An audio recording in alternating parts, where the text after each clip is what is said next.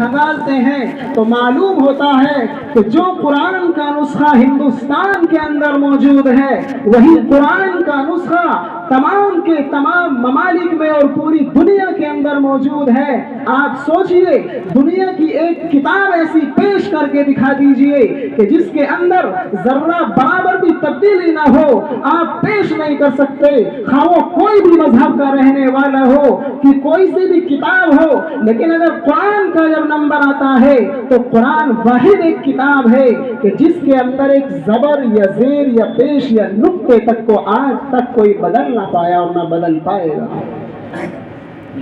یہ قرآن کی فضیلت ہے۔ میرے محبوب صلی اللہ علیہ وسلم نے فرمایا کہ جس وقت قاری قرآن پڑھتا ہے تو فرشتوں سے، تو آسمان سے فرشتوں کا نزول ہوتا ہے، ایک فرشتہ نازل ہوتا ہے، وہ قاری پھر تلاوت کرتا ہے، پھر ایک فرشتوں کا نزول ہوتا ہے۔ اللہ کے رسول فرماتے ہیں نوبت یہاں تک آ جاتی ہے کہ اس قاری کے سر سے لے کر آسمان تک کوئی جگہ ایسی خالی نہیں رہتی جہاں پر فرشتے موجود نہ ہوں۔ اللہ کے رسول نے دوسری حدیث کے اندر ارشاد فرمایا کہ جب قاری تلاوت کرتا ہے، قرآن کریم کو پڑھتا ہے،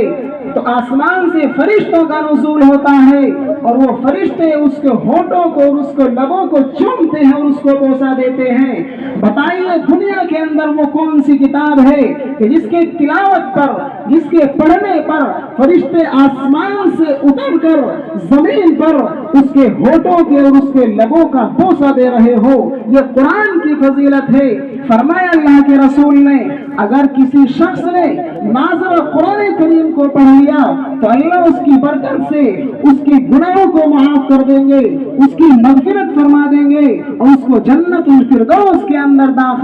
داخلہ دے دیں گے۔ اور دوسری حدیث میں اللہ کے رسول نے ارشاد فرمایا کہ اگر کوئی اس قرآن کو حفظ کر لے، اس کو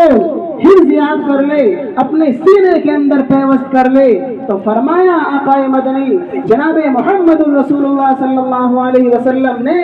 کہ اللہ رب الجلال اب نہ صرف اس بندے کی بلکہ اس کے والدین کی بھی مغفرت فرما دیتے ہیں۔